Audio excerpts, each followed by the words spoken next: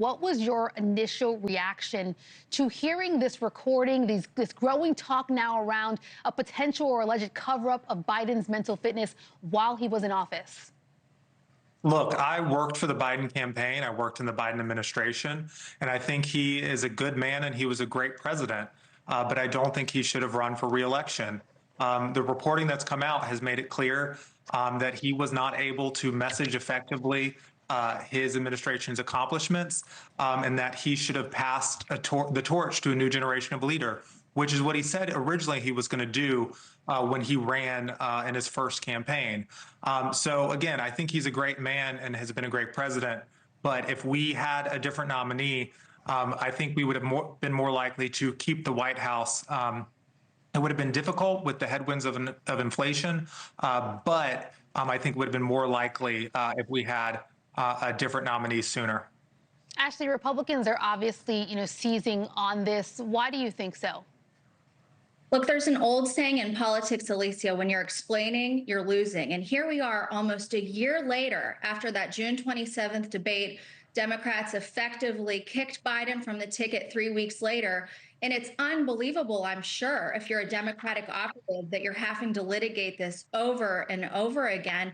And even David Plouffe, it was released last week, said this was a total nightmare. So while Democrats should be trying to get organized and be ready for the future and the next election on the horizon, they're still talking about the Biden administration. And they're going to have, I think, some serious ramifications for that. Yeah, our partners at the Hill are reporting that Democrats want Biden to take responsibility for former Vice President Kamala Harris's defeat against Trump, with former Democratic Representative Beto O'Rourke even slamming Biden now for trying to, quote, sell that he was the only candidate to defeat Trump, that would be able to defeat Trump. Mally, let me ask you this. Do you agree with this growing dissent that is coming from your party of Biden staying in this race? And is it a little too late?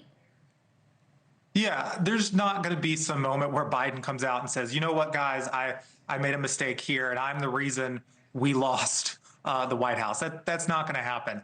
I think the question is, for Democrats moving forward, what do we do to position ourselves to win the midterms and then to build up our credibility to win the White House again in 2028?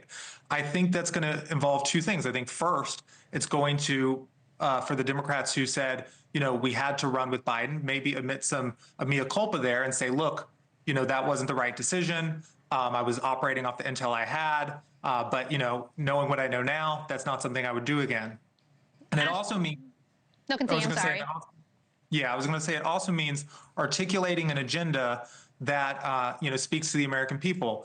And that agenda would be an agenda of lowering costs and expanding economic opportunity. I think if we do those two things, we'll be in a good place for the midterms and 2028. Yeah, midterms seemingly around the corner. They come faster than we think. Ashlee, I'm curious to you. Do you think that Biden should be held more accountable? And what do you say to those that are saying, listen, this is the past. We're beating a dead horse here? Look, I think it's just such a great distraction, Alicia. I mean, what difference does it make at this point? Why should the former president come out and say, I'm sorry? The Democratic Party, who I don't really want to give advice to, needs to be looking future. What is ahead? Who are your new messengers? Who are your messages? This is such a distraction. And when chairman of the Oversight Committee, James Comer, potentially gets back to work, as he said he's going to this week, to open an investigation as to what was really going on with this cover-up, this is going to be the gift that just keeps on giving and a real thorn in the side for Democrats trying desperately to turn the page. Thank you for watching. Subscribe below and download our NewsNation app right now on your phone, and you will get fact-based, unbiased news for all Americans.